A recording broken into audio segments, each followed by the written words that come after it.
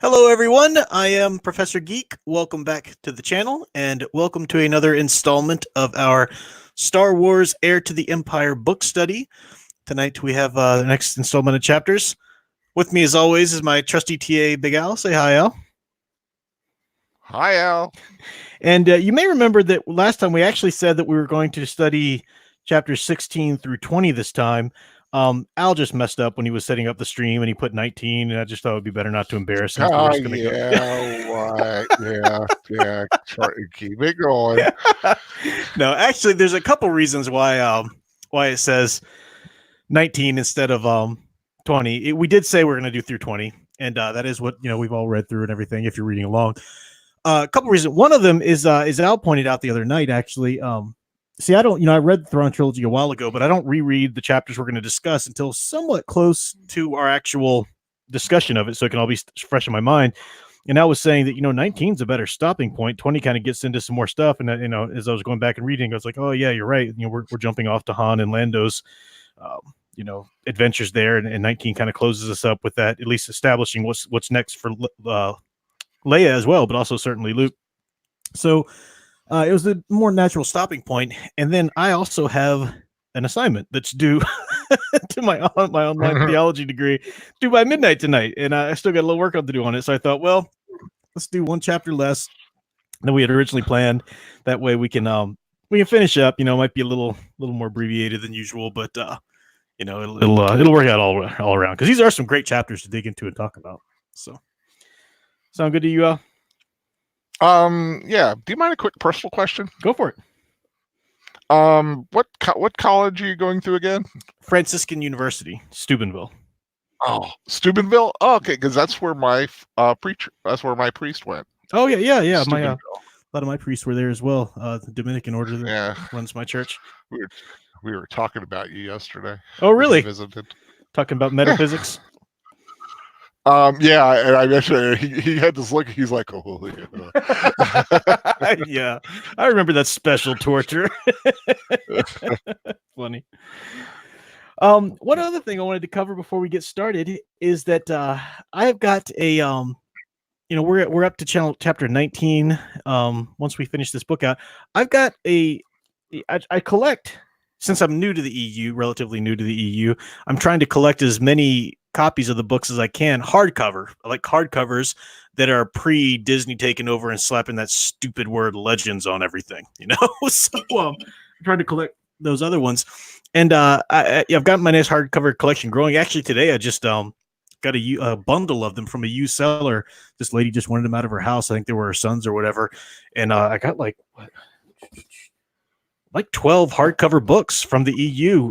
Really good condition. They're like all bargain bin buys or whatever from probably Borders or something a while ago, but I got them for like $20. Mm-hmm. I'm like, whoa, that's a good buy. Nice. Like Shadow of the Empire, what else is in here? I'm just going through them now. Dark Saber, I Jedi, the New Jedi Order, all kind of stuff. So anyway, going through those. But I also have I have 3 paperback copies of the Thrawn trilogy. Just one copy of the Thrawn trilogy, each of the 3 books, and they're paperback, and they've only been read once.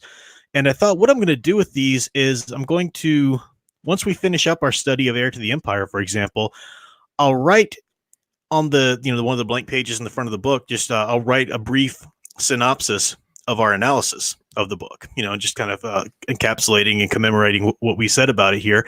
And then I will do a drawing for my channel members to do a giveaway for that. So I'll just kind of put all my channel members in a randomizer and pull them out and see which one wins. So if you're a channel member, you'll be eligible for that. And if you're not a channel member, you've got plenty of time to possibly become one. So there we go. Some people might think it's sacrilege writing in that book or whatever. Well, I didn't write it, so it's no use to sign it. I guess if the person who wins truly wants it without my synopsis in it, then I won't write it in there. But what else? So, yeah, I was lucky enough that I have the hardcovers. They might even be first edition. Oh wow, cool. I don't know. I really don't know how to tell. Rolling back to the chat here. Welcome everybody. Let's see. Stephen Cruz, channel members here. Stephen Cruz, Mr. Matchstick, Nanette Pacelli. Maybe Troy's around there, possibly. Let's see, No.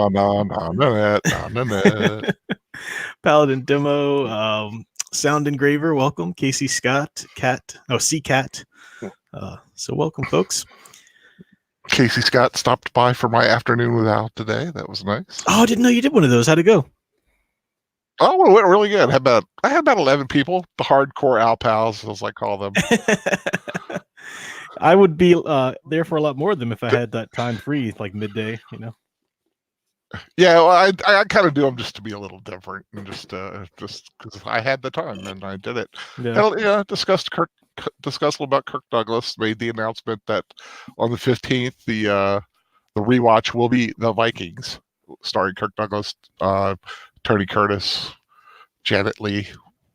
Gotcha. So very cool. A little to tribute to him, because he's the last of a great generation of movie stars.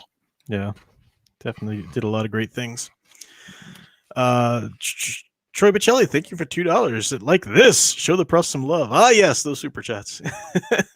I deeply appreciate the super chats. I never like to openly request them or anything like that, because I've followed other YouTubers who are like, you guys can send a super chat.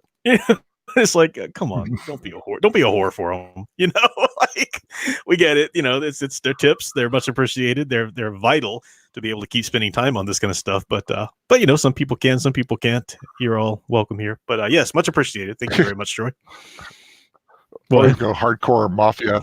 You knows if you really want this book study, you're going to have to pay for it. Oh, the courtship of I started to try to do like a mafia accent, and for some reason it went into Jamaican. I have no idea why, but anyway, that's what I heard. Anyway. That's funny. So, moving into chapter 16 here, we just left off with the plot here from Thrawn and Pelion. The tension between Sabaoth and Thrawn, and what they're going to do. They're going to try and go intercept Luke on his way to what's the planet that he's going to? Joe. Oh god, it's Joe something. It's actually, I'm forgetting. It's actually one of the easier ones to pronounce. Yeah, I would have gotten Joe Mark. Yeah, if I didn't just say Jeruus or have that in my head for Sabaoth, it was mixing me up there. Yeah, so Luke is on his way, and the Chimera, Thrawn's ship. They know what they're doing. They know the trajectory that he's most likely leaving through, so they intercept him here. And these 4 chapters that we're covering tonight, what I really want to kind of focus on is Luke's character progression, because we really start to delve into his journey at this point. Thus far in the story, thus far in the book, we've established, and we've talked about it before, we've established that Luke is he's a much more powerful Jedi. He's further along in his training and everything like that, had more time with it. But he's also, especially right now with Leia being pregnant with his niece and nephew, he's a little nervous about training them and even training Leia at the moment, because he's never really been properly trained to teach as such, so a little nervous about that. He feels a bit alone as the last Jedi, literally. I can say that because it's about the real continuity here. So he's so that's been where he's at. That's the closest thing in terms of a weakness or a self-doubt or anything like that, but he's been incredibly competent, and we've seen him do all the deal. But now we really start to see a journey, really start to test some boundaries and really delve into his inner journey here, because we've been establishing the journey of the Republic and really getting into the specifics of other characters here. But now we really start to delve into his progression, which I think is great. And one of the things we've already established with the study of the book so far is this establishment of the theme of the passionate primal anger, giving into your emotions, and the more detached, calculated tactician kind of thing. And we see that in a number of places, obviously between the difference between Thrawn, for example, as a lead of this empire, and the Dark Sith, who were not so redundant, Dark Sith, but the Sith Lords, Jedi and the Vader and the Emperor, and whatnot, who have previously been our big baddies of the universe at this point, at least at the time of this was released. So that's one place we see it. We also see it in just the dark versus light side of the Force itself. We talked about some echoes of it here and there and so forth. As we get into chapter 16, as soon as Luke is pulled out of his meditation, his Jedi sort of induced coma kind of meditation thing that he goes into for these travels, he realizes that there's the Federation is there. He's in some trouble, and immediately starts to hear, I guess it'd be either Obi-Wan or Yoda's voice in his head: anger, fear, aggression, the dark side of the Force. They are, well, yeah, it's Yoda, obviously, the syntax, but yeah, in the audio book, the guy does Yoda. Yeah. For that. Yeah. So, and it says, with an effort, Luke had to force down the fear. So we see some of the process. Thus far, he's just been extremely capable. But now we really get into his head and see the process. Like, yeah, there are times he has to consciously push that down and choose the calm, the peaceful. There's no emotion, only peace kind of side of it. Let me let you respond to that before I keep going. Al, any interest of you for this predicament that he's in? Yeah, well, this is like the first time we really see him in a position that, although he is a Jedi, but one that he's a little more familiar with, which is as the star pilot, as a starfighter pilot. Yeah. And I really liked seeing the thought process that he goes through during this thing. Like you said, he has to push back the fear, and he has to basically get on task. He has to think. He's able to reach out a little bit, especially when he finds out there's nobody in the in that ship. Yeah. So I like the fact that he was able to make the conscious choice. I think he blew it up, didn't he? Yeah. If I remember correctly. Because it's the Star Destroyer, and I had to look it up, the type of Star Destroyer, because it's a special type. It's the one with the four, they're like orb dome things on them on the top and the bottom, and those are the generators that stop ships from going into hyperspace that they were talking about. So I got a good visual of that. Yeah. Now, so I've got to say, this whole passage, I thought it was really cool seeing, he was able to pull this really cool, effective maneuver, but because of the way my brain works and kind of glosses over when it comes to ships and technic specs and all that kind of stuff. I just kind of like, all right, he did something clever with the ship, and now he got away. Sure, you got what was going on a lot more clearly. Yeah, well, I do like the fact that Timothy Zahn, much like the films themselves, treat space not as a linear thing. Now, a lot of time in Star Trek or a lot of other shows, everything's on the same line. Whereas this way, it's like, okay, he could go down, sideways, he could pull different angles. Oh, I see, got you. Yeah, okay.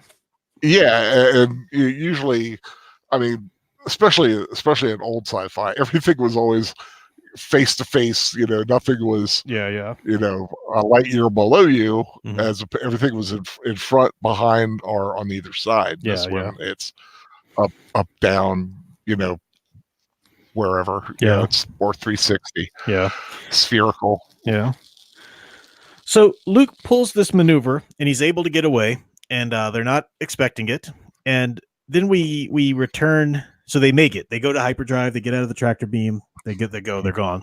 Then we cut to the scene on the deck, on the bridge there of the Chimera. Yeah. And for what seemed like a small eternity, Thrawn gazed out the viewport, staring at the spot where Skywalker's X-wing had been when it had vanished. Surreptitiously, Pelion watched him, wondering tautly when the inevitable explosion would come. With half an ear, he listened to the damage control reports coming from number 4 tractor beam projector, carefully not getting himself involved with the cleanup. The destruction of one of the Chimera's 10 projectors was a relatively minor loss. Skywalker's escape was not. Thrawn stirred and turned around. Pelion tensed. "Come with me, Captain," the Grand Admiral said quietly, striding away down the bridge. I'll be like, oh, crap. So he's been... Go ahead. Oh, I'm sorry. I was getting flashbacks to Empire Strikes Back, when at the very end, when the Falcon goes to hyperspace and Luke gets away. Yeah. After he had fallen from the bottom of Cloud City, with just Darth Vader like just standing there looking out, and he turns around, and everybody at their controls is like, "He's going to kill me. He's going to kill me. Exactly. Kill me." And I was just kidding. I was like giving that kind of a feel to the scene. Yeah. So it's an interesting, because we've been pointing out, as I said, the difference between somebody like Thrawn and somebody like Vader might have operated and stuff like that. Well, now here's really where the rubber meets the road. Let's see it. Let's test them in the thick of it when things don't go well. Who's to blame or whatever. And Thrawn walks cautiously over to calmly over to the person, the officer there who's in charge of the tractor beam, and this exchange that they have, reading it, listening to it, reading it, going back and forth. I think it's up for debate. I think you could argue that maybe there are some cracks in Thrawn's demeanor. Maybe he is a little pissed off here. I don't know. You could argue that. I don't think he's so much that. But he'll go through. I'll read it. So he says, "Your name." Oh, go ahead. What do you think? I maybe not pissed off, but he's slightly perturbed. I think maybe maybe just like the one little mark above, like slightly upset. Yeah. He's definitely not happy, because if he wasn't, I don't want to say disappointed. Well, yeah, but he was disappointed too. I don't think what happened would have happened. He wouldn't have done what he did. I think Thrawn sees his ship as an effective clock or something like that, a machine, and when it didn't operate well, he's got to go in and fix the components that caused it not to operate well. Does that make sense? So that is a great analogy. I'm just surprised at the piece he picked. Yeah. So he goes over to the guy, and this is interesting. Look at how the guy reacts. I think reaction here is everything, because Thrawn's kind of testing out the waters. He says, "Your name," he said, his voice excruciatingly calm.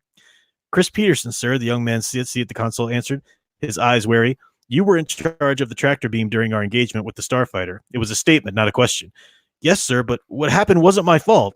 So he's trying to pass the buck. Thrawn's eyebrows arched just a bit. "Explain." Peterson started to gesture to the side, changed his mind in mid-motion. "The target did something with his acceleration compensator that killed his velocity vector. I'm aware of the facts," Thrawn cut in. "I'm waiting for you to hear why this escape is not your fault." So he's like, "I'm not properly trained," trying to pass the buck. Thrawn asks the ensign then, who trained him, "Did you train him about this maneuver, the possibility?" And the ensign's honest, like, "I can't tell you for sure. It is part of the training package. I can't tell you absolutely for sure." And Thrawn says this one, which is his philosophy here, which is why it makes me think of him approaching it like a machine. He says, "Do you know the difference between an error and a mistake, ensign?" Talking to the person who trained him. And then he gets Root to actually kill the officer there doing the tractor. And a little later he says, "Discard of it or dispose of it," talking about the body as an it. It's no longer even a no honor to the body at all. It's just an it now. Get it out of here. Probably it would have been an it in his mind, even as a living person. Get that cog out of the machine. It's no longer doing its job. "The error, ensign," he told the other softly. No, he says, "Anyone can make an error, ensign, but the error doesn't become a mistake until you refuse to correct it." And then after you kill the officer, he says, "The error, ensign, has now been corrected. You may begin training a replacement." So you refuse to correct it. Well, the officer there training the tractor beam, he wasn't providing any kind of possibility for not doing this in the future. He's just, not my fault, blah, blah, blah. The guy training it was at least saying, or at least positing forth, this is part of the training package or whatever. I think that, it's subtle, but I think, and I'll show you why I think this is the case. Because he's not mad after this. In fact, he reveals after this that the maneuver that Skywalker pulled won't let him get very far. And they still should very well easily be able to find him. So he's not really so concerned about, they've lost him forever or anything like that. It was just his machine didn't work properly. He's got to go tighten it and oil it and maybe replace a part. I think that's how he sees his ship and his people under him. Do you think that too, or? Yeah, but I also think there's one thing that did not work with poor little Chris Peterson. What's that?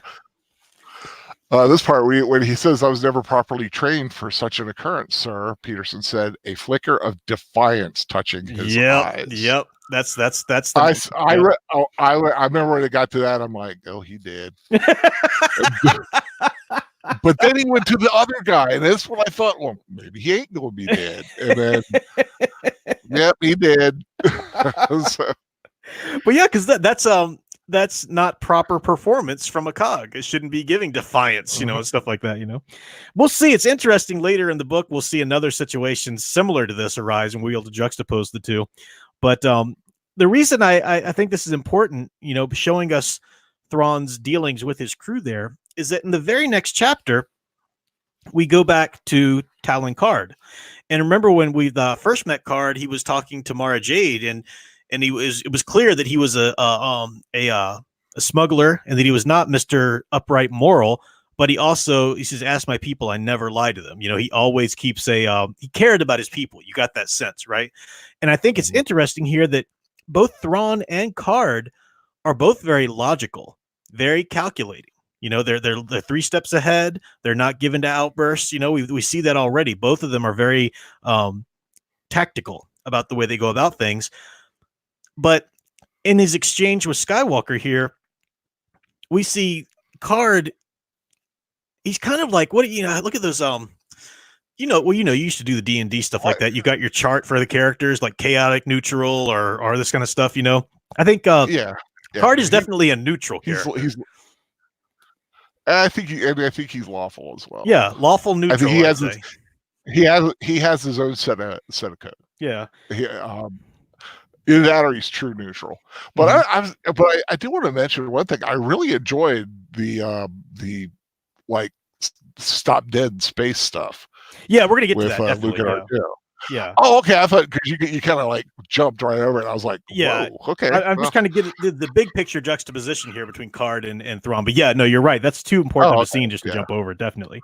So just kind of put a pin in that, and we'll come back to it. The idea of Card with Thrawn there. But yeah, Luke is in space, and this is it's an intense scene. I mean, what a horrible thing to do, to be trapped in space. And I like that.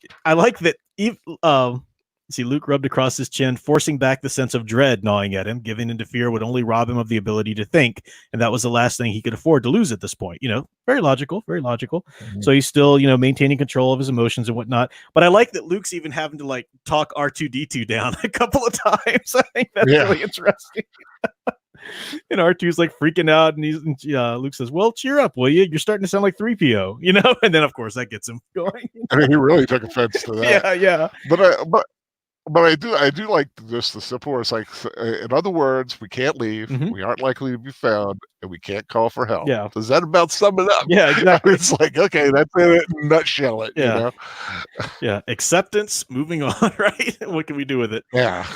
Let's see if we can like piece together another hyperdrive out of the pieces of the two. Yeah. Oops, nope, can't do that. Yeah, they can't. That doesn't work. Eventually, they tried. Luke's going to go back into hibernation while R2 works on the subspace antenna.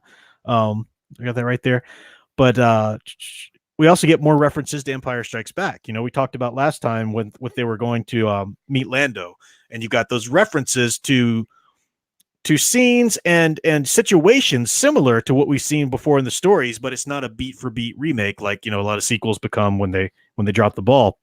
So we've got, just as he was dangling from the Cloud City there at the end of Empire, we've got him here, lost out in space, dangling in space and calling out to Leia through the Force and stuff like that. So call out the similarities. Again, we get the Yoda's voice in his head for the Jedi. There is no emotion. There is peace. So you got this real struggle with Luke that you're starting to see. Not like a struggle like he's failing it, but there's a constant effort to truly choose serenity, peace, not give into the emotions, not give into that. So there is a constant choice, a struggle. Serenity now. Sorry, Seinfeld reference there for you. Yeah. And I really like, so he does give a little call out to Leia there, and Leia actually hears it, which is, even more painful because she doesn't know it's him or really him or whatever. She's still, working the Force, and she's on her own journey, entering into the atmosphere of Kashyyyk there. So, we'll come back to Luke in a second, but the chapter jumps over to Leia. Anything else you want to say about him stranded in space until we get to the Card's encounter? No, just very interesting to see how much R2 or an astromech is able to do to that ship, even when it's dead in space. Yeah. That it is that you really get the full effect of what an astromech is for, even in such a small, confined little area. Yeah. Yeah. Sound Engraver, thank you so much for $2. Says Luke is amazing here in this terrifying scene. I know it's like you're trying to think, okay, how would I react? You know? Yeah. I'd be hitting the self-destruct button. Yeah, he's very calm. He goes through the logical progression of what he should, and to the point where he's like, okay, well, I can't do this. This is going to be up to R2, so I'm going to sit here and rest. And you never think about the X-wing pilots being able to go out of ship in space. Yeah. You never. I mean, it just has never been addressed to my knowledge. Yeah, yeah. Go perform maintenance on their ship in the middle of a vacuum. Yeah, yeah. And I just thought that was very interesting. Yeah, definitely. Yeah, yeah. And again, it adds to his competence. You know, to the reader's investment in his abilities. Even if he's not able to, even if his plans don't work out here, you admire his ability to investigate them nonetheless. So definitely. Moving over to Leia. Leia is entering into the atmosphere here of Kashyyyk, and Chewie is driving the Lady Luck. They're on Lando's ship because they're trying to pull the switcheroo and subterfuge there.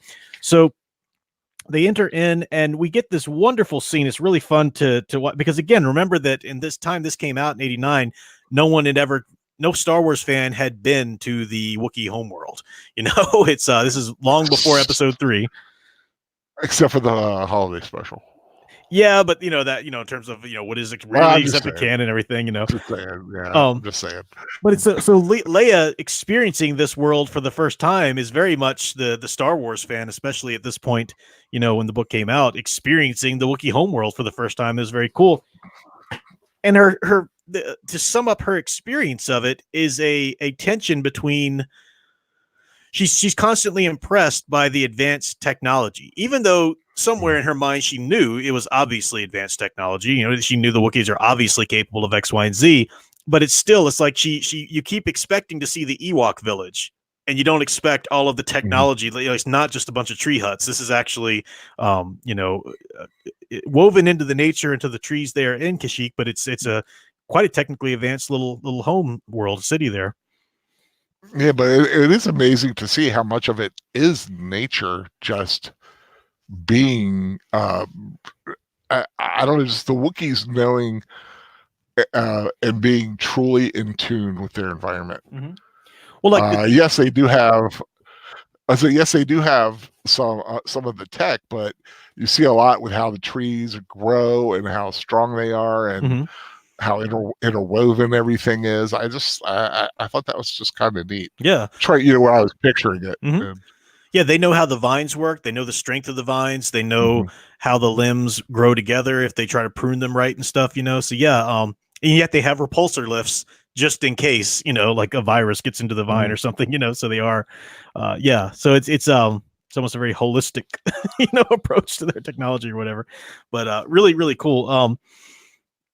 And then we have this wonderful scene, which I just think is hilarious. Leia herself is worried about staying here. She wishes that, 3PO could have come with her because on the one hand, it's just a matter of the language. She doesn't speak Wookiee. She's sort of able to communicate and understand Chewie without an interpreter now, but, a whole planet of nothing but Wookiees, that was kind of intimidating to her. Then, the Wookiee culture is very, I don't want to say primal, but it's very, honor based and stuff like that, and she's a diplomat, and the fear of making a faux pas or something like that, and yet she gets there and these other Wookiees are there to greet her, and Ralra is the Wookiee who starts talking to her, and she can completely understand him. He still kind of roars, but she actually understands what he's saying. What are you gonna say? It was so freaky on the audio. Yeah, I know. To hear him talk. Yeah. I to you, I got a solo bring greetings. He does a good job of talking in Wookiee, and yet he actually is able to. You can understand him when he talks. Yeah. Yeah. And I love that. she could feel her face warming and hoped her surprise didn't show. Apparently it did. Beside her, Chewbacca was earfing quietly again. Chewie's there laughing at her because he knows that she didn't expect that. And she turns around to him and says, "Let me guess." She says that too dryly. "You've had a speech impediment all these years. Never thought to mention it to me." So, but of course, it turns out that... Oh, go ahead. I was going to say, it turns out Raul is the one with the speech impediment, which allows him to speak human. Exactly. At least that's, which I thought was fascinating. Yeah. His particular impediment, call it a stutter or a lisp or something, something like that or whatever, is more conducive to human speech or able for them to understand it. So it's fascinating. Mm-hmm. But yeah, I love that Raul was a fun character there. We also get a childhood friend of Chewbacca there that he gets to meet and reunite with. And, so all's well. Leia gets the tour and more of her, impressions of the place and being impressed by it. And yet then that little moment of maybe all's not going to be so well in the end, when she swears up and down that she knows she saw a face of one of the Nogri there in one of the huts there, or one of the tree homes there, looking out at her. And she has them do the search and everything like that. They can't find anything. They don't quite believe her, but she swears up and down she saw this. So a great setup, a great little thing to leave that on. Once we go back to her, we'll be wondering what's going on there. So because remember, we know we were with Thrawn in the previous scene when he deduced that most likely Leia's going to Kashyyyk. So he would know there. We would know to send people there for her. So then we move back. Anything else you want to say about Kashyyyk there, or her? No, I just really enjoyed finding out about Kashyyyk. And yeah. I just found it fascinating. Definitely. So moving into chapter 18, then now we get Luke waking up. So Luke had, like I said, he'd gone into the meditation while R2 was going to work on the subspace antenna.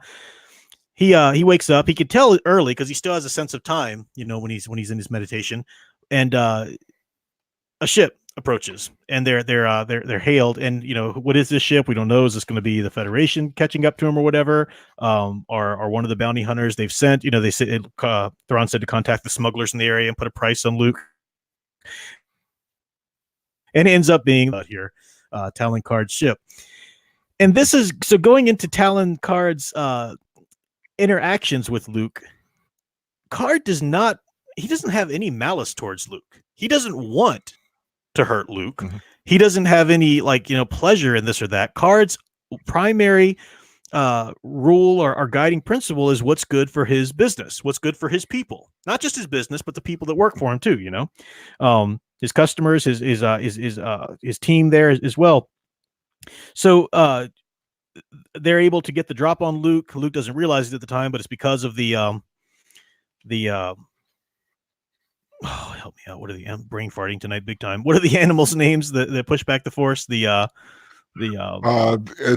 Islamir. Islamir, yeah. Islamari or Islamir, yeah. Islamir, yeah. So yeah, something like that. Yeah.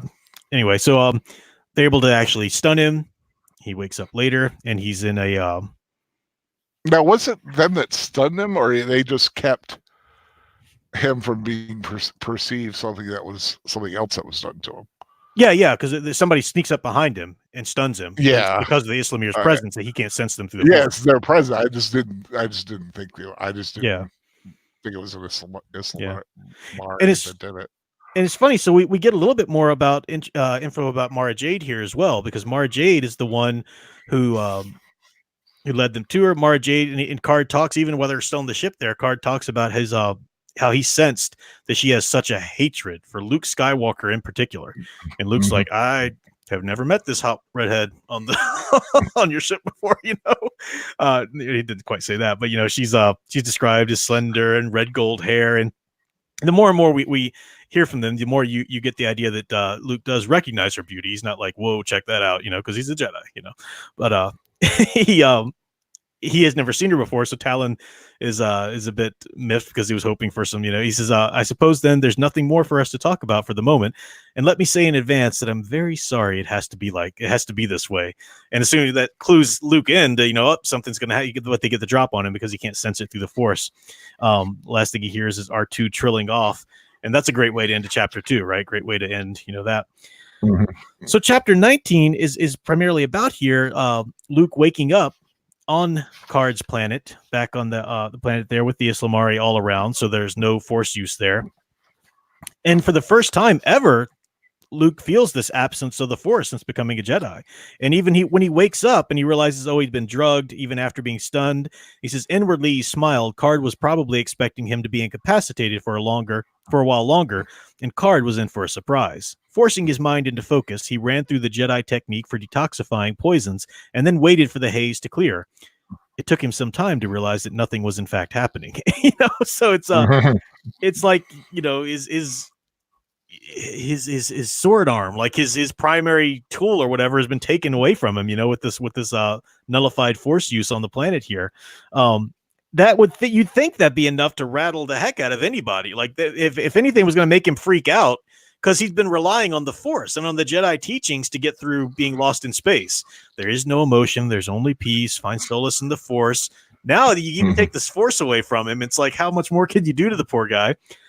And yet he still doesn't lose it. I admire that, and especially in the face of Mara Jade, who, man, did he ever name her aptly, because she is just pure, unadulterated, illogical spite and hatred. Oh yeah, and just she's petulant. She's almost a child, just spitting things at him like, not fun, is it, to have everything ripped away from you? Not, she's a toddler. Yeah, and he doesn't have a freaking clue why she's got such a thing for him. All this hatred. Neither does even the reader at this point, if you're just going along, with the story. And but if anything could maybe set somebody over the edge, you take away every tool they have to cope with things, and then you put somebody like this in their face, just spitting venom every second. And yet Luke still remains completely calm. And I love the fact that just pisses her off more, right? Just makes her even more enraged or whatever. She would kill him out. In the face of anger like that, sometimes the best thing to do is to remain perfectly calm, because they hate that. Oh yeah. Whoever's PO'd at you, they hate it when you remain calm. Especially a jilted lover, FYI. Just gonna throw that out there for anybody. But that's neither here nor there. Of course, it might be. Where'd that come from? Or talking about angry women, even more upset when you don't react. I've just had my share of breakups in the past. So I'm just saying, Oh, it's like, just brought that to mind. Ooh, I get. Why aren't you more upset? Because I'm the one that broke up with you. Why am I upset? I'm free. that doesn't Well, a little glimpse into the Prof's past there. I think so. So this talk with Talon, and again, Talon Card is trying, and you stop me if you want to say anything in the process of their talk. But what I find so interesting, by the end of their talk, Card wasn't even. They actually, once Thrawn put out the call for all the smugglers in the area to go out and search for this bounty, Card said, no, we can't do it. We have previous obligations. So it was purely by accident that they happened upon Luke in that space. Now Mara sensed him when they got close enough. And of course, Mara's going to tell them about it. And, Thrawn, knowing, being a tactician as he is, goes there. So Card he doesn't have the malice of, or the greed even of, he doesn't have that kind of interest in Luke or Luke's fate, being a bad one or anything like that. And he's just weighing his options. If he just gives him back to the Republic, then the Empire are going to most likely hear about it and exact immediate repercussions. And yet if he gives him back to the Empire, the Republic, which is probably going to win in the end, he says, will eventually, have some repercussions to deal with. So you've got, he's the thing I want to get at is he's very Thrawn-like. He's extremely Thrawn-like, except without the evil behind it. Like, if that makes sense. Does that make sense? Am I explaining that well? Yeah, because he's not a bad guy. Yeah, exactly. He has. It's like you're looking out for your family, and you're going to do what's best for them in the end, even if it may cost Luke, Luke something. But he doesn't hold it, like you said, doesn't hold any malice towards Luke. He's just trying to just trying to keep flying. And it reminds me very much of like even like a Jabba, like if you combine Jabba the Hutt with Malcolm Reynolds a little bit. Oh, nice. You know, Good one. just he may be in some like underworld type business, but he's got a crew, he's got people, he's looking out for them, and he doesn't have a political leaning either way. He's just trying to, he just wants to exist and be survive, pretty much left alone to do what he needs to do. Yeah. So you think about Luke here in the crossfire, or it's caught. Thanks, Stephen Cruz, for the $2 super chat. Says Prof G, the heartbreaker / slayer of virginity. We can tell you that about virginity, man. That's Stephen Cruz's penchants for interest popping into his super chat there. Thank you, though. Appreciate that. Luke is caught in between these two influences, or these two people affecting his fate there, between Thrawn and Card. Luke himself is in a struggle, or at least a constant work to choose peace over emotion and such like that. And yet he's got two examples of people who have done the same thing, choose logic at least over emotion. Thrawn, who's done so in a very dark manner, going to the evil side. Card, who's done so in a very sort of self what's the word I'm looking for?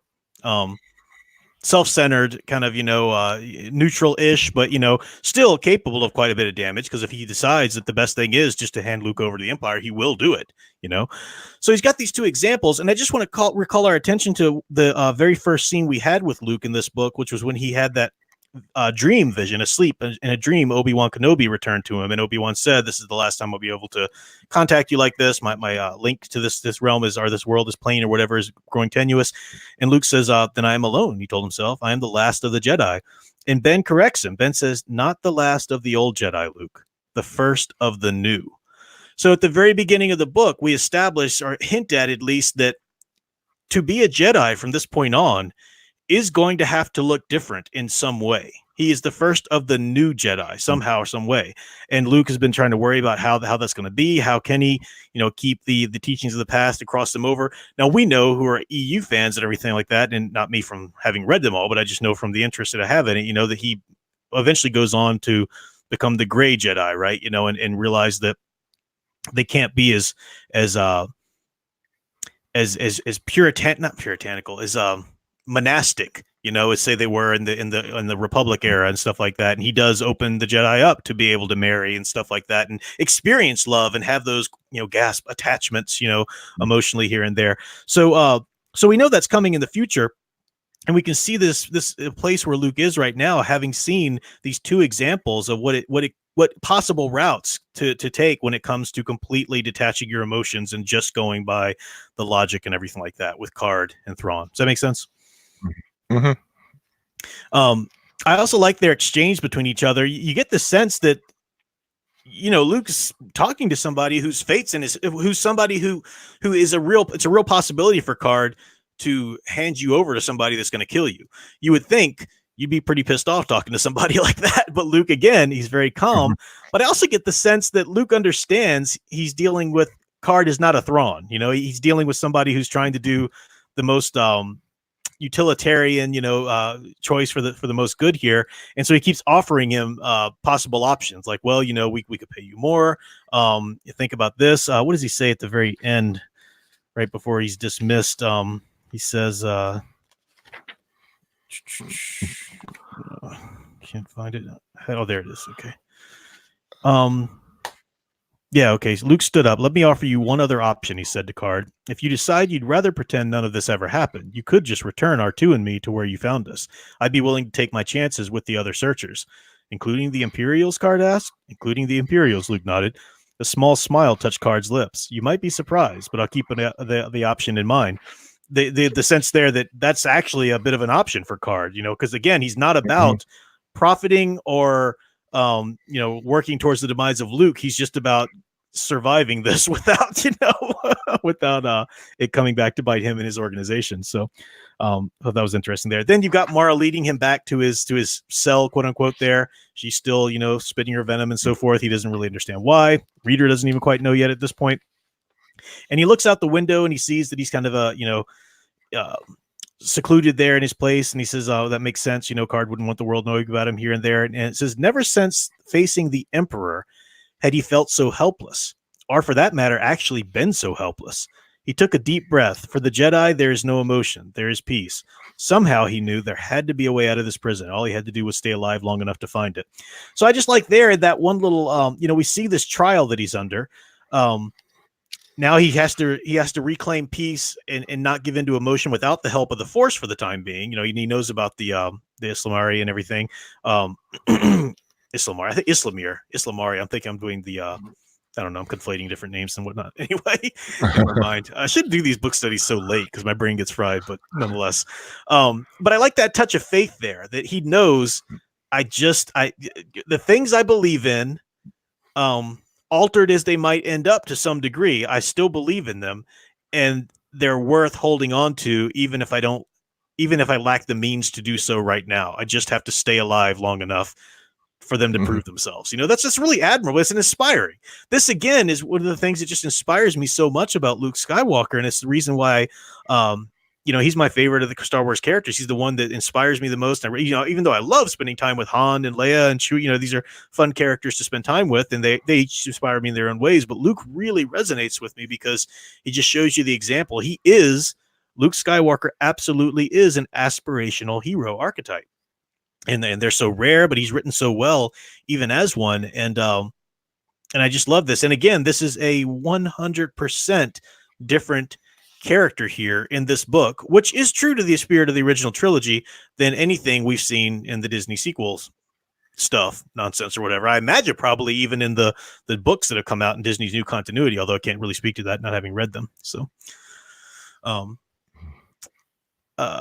Melissa Harris says, I missed the 80s and 90s when Star Wars prequels came out. Yeah, that was a great time to be the Pizza Hut promotion, the Taco Bell. Yeah, those promotional things are cool. Ever plan to do we're gonna do Lord of the Rings after this. We've done The Hobbit already, so we're gonna cycle it back around to all of them eventually. Sound Engraver says, but Card doesn't really let Luke know he's trustworthy, does he? He still shows some shrewdness. Yeah. And I don't think Luke's under that. Yeah, you're right. So Luke knows that his fate's still very much in the balance. He doesn't know, like, Card's not his buddy by any means. I think he just gets the sense that Card's not out to get him necessarily either. If he can find a way to make it all work for everybody, he would. But I think there's a cautious respect almost. Mm-hmm. I'm trying to think of the exact term. They have an understanding. Mm-hmm. And it's they're not antagonistic. They're compatible. They're very. I mean, under there's a, like, from the old Star Trek Balance of Terror, where the guy says, in another reality we could have been friends. Mm-hmm. Yeah, it's almost that kind of thing, because he reminds me very much of what Han was. Mm-hmm. Yeah, at when they met him in Mos Eisley. Mm-hmm. And there's a certain diplomacy to Card's actions here as well. I mean, in that he's trying to think, okay, if I do this will be the route, this will be the consequences. If I go this way, there's a certain sort of, diplomacy in its own way. And this is what Luke's been used to being around with Leia in the Republic and the Senate, or representatives there and everything like that. So, even though they're very different types of people, and Card's not necessarily moral, upright, the kind of thing, he's used to dealing with this type of person. And we're going to see that relationship, or the interplay between the two of them, develop even more as the story goes on. And he's got to be careful, because you really don't know who's in the end going to come out on top, Imperial or Alliance. Exactly. He's like, oh man, he's literally a man stuck in the middle. Yeah, it's a gamble. Daniel Heron is giving me a big forehead joke here, but he paid to do it, so I have to read it for $2. Thank you, Daniel. When I said my brain was fried, he said, extra large skillet to fry that brain. So maybe he's just complimenting how smart I He's am. complimenting your There you go. intelligence. I choose to take it like that.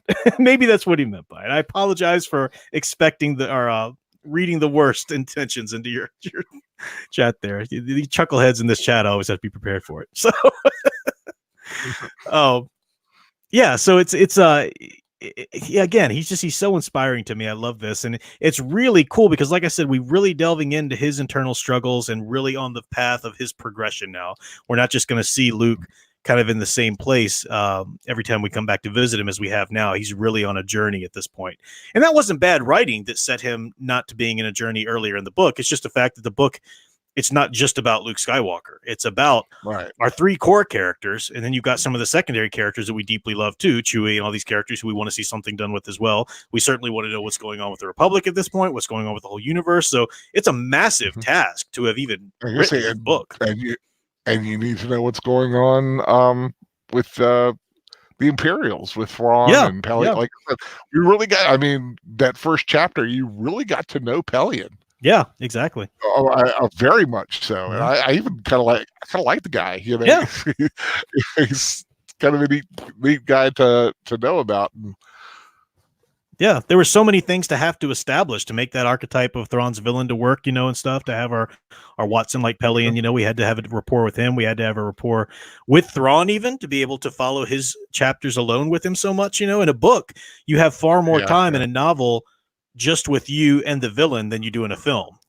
Think about all the scenes in a novel where you're just following around the villain so that you can know what they're up to and their schemes, as opposed to a movie. We didn't have nearly just as many scenes where it was just us with Vader and Grand Moff Tarkin or something like that as we did, as we do in the book. But we get enough to know what they're up to. Yeah. You get an idea what their characters are about. It's just a difference in the medium. Yeah. I'm not critiquing films for doing that or anything. I'm just saying it's the nature of the medium. So, yeah, but like I said, a good filmmaker, like a good writer, will be able to put in just enough. Yeah, to let you know what's going on. Yeah. So it's an interesting place to be at here in the novel. It's so much fun too. I mean, this is my third time through the novel, I think.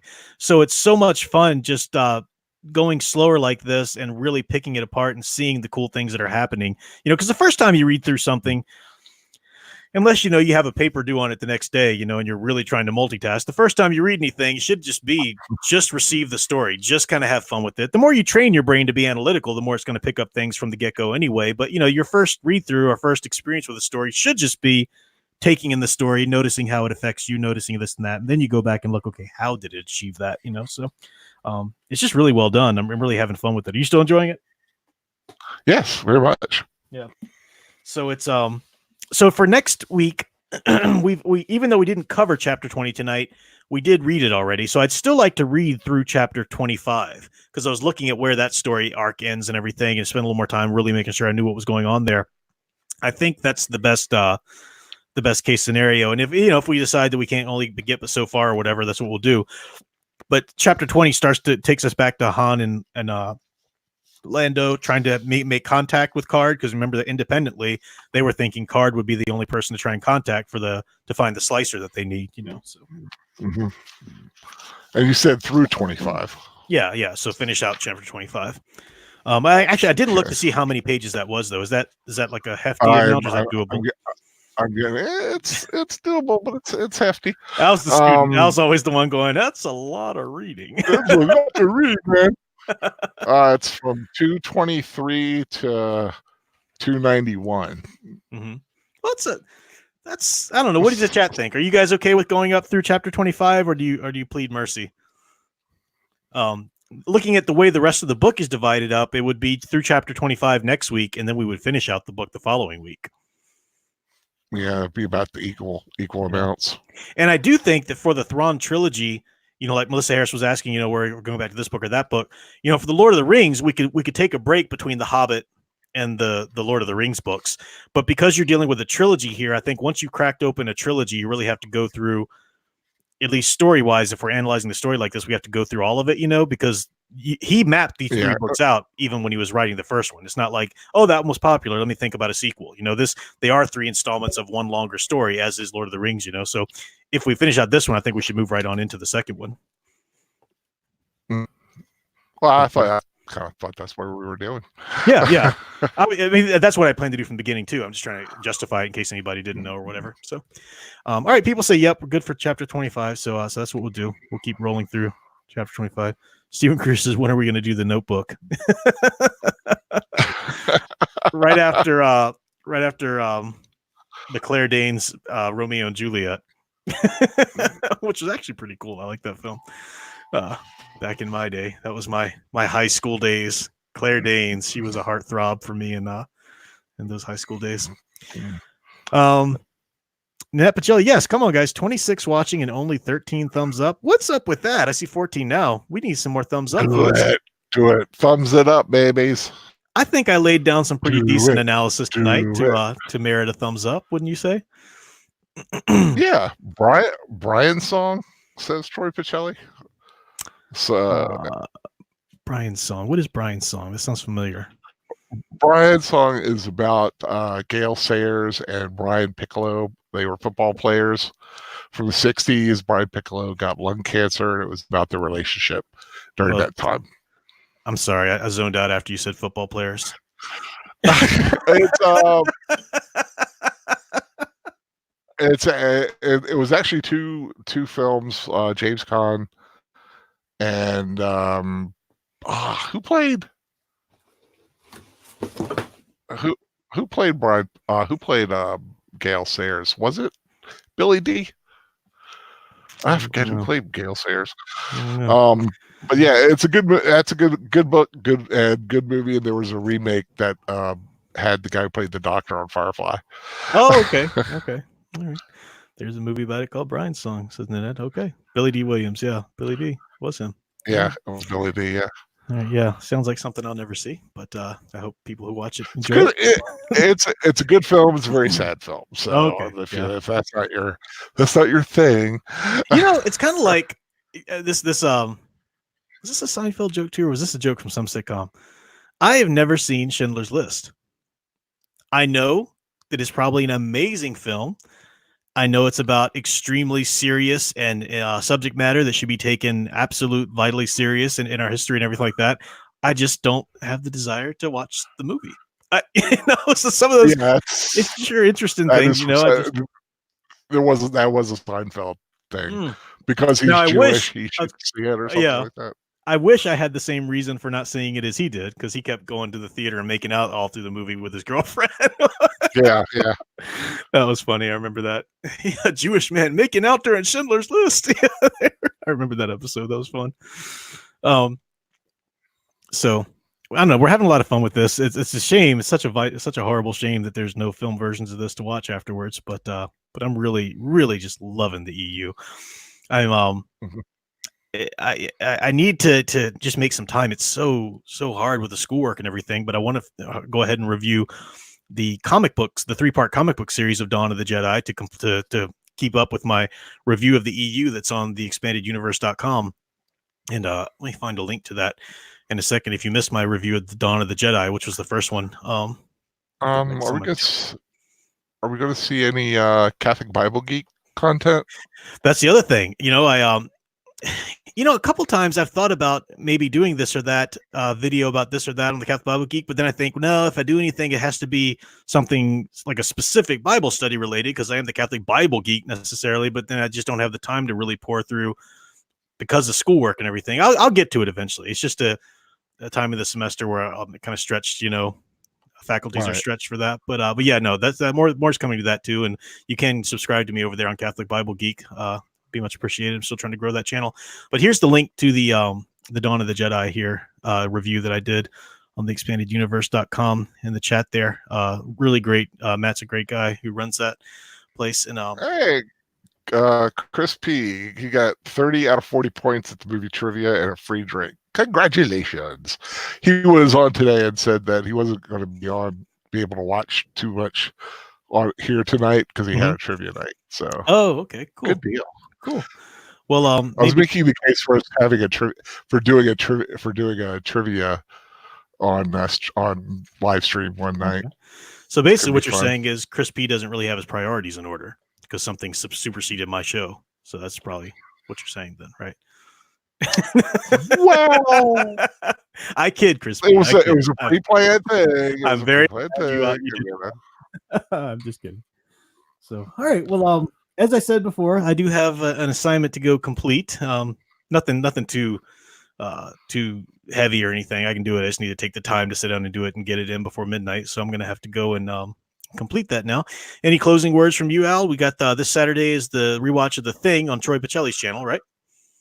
Right. So the thing. I think there's a fan man tomorrow night. Oh yeah, 8:00 in there. I don't know how much I'll be able to be involved because I do have Alyssa all night tomorrow night. I've got her overnight again. It worked out okay last time we did it, so we'll see. I'll let Fan Man know and see what he wants to do. But that's tomorrow night. This is the link to Troy's channel if anybody's here. Troy and Al have kind of taken over the rewatches, the Saturday night rewatches. They go back and forth, and occasionally, if I have a film I want to do, I'll see if I can bump in the queue there, like we did with the Lone Ranger last time. So, but there still are weekly rewatches that they go back and forth on Troy and Al's channels in general. So that's the link to Troy's channel for The Thing. Yeah, like I said, Troy's got The Thing. Then I'm going to do Vikings, and then I'm not sure what's after that. Yeah. We'll figure it out. I'm actually surprised I've got the Vikings set forth under sad circumstance, unfortunately. But, good film. Yeah. What I wanted to do anyway. Would have done Spartacus, but it's 3.5 hours long. Oh wow. Yep. Janice Seal says hi to Alyssa. She's asleep now. She's I've had her all day though. She's she was a trooper with me. I had to drive over to a neighboring city to pick up these books. And I promised her ice cream if she'd hang out with me in the car that long. She did a good job. She was okay with it. McDonald's strawberry ice cream. You got it, baby girl. So, all right. So thanks for hanging out with us. It was another great time digging into the story. We'll be back with everything through chapter 25 next week, and then the week after that, we're going to finish up Heir to the Empire and move into the book 2. So a lot of fun coming up there. As we've said, videos and things planned coming out the rest of this week. Of course, office hours will be again next Tuesday, and I'll try to put out cut out our talk on the Birds of Prey Harley Quinn thing from the last office hours and release that as a video maybe later tonight after I get this assignment in. So, thanks for hanging out with us, everyone. Been a blast, and until next time, keep enjoying and digging deeper into the hero stories you love. Thanks for watching. Oh, bye, everybody.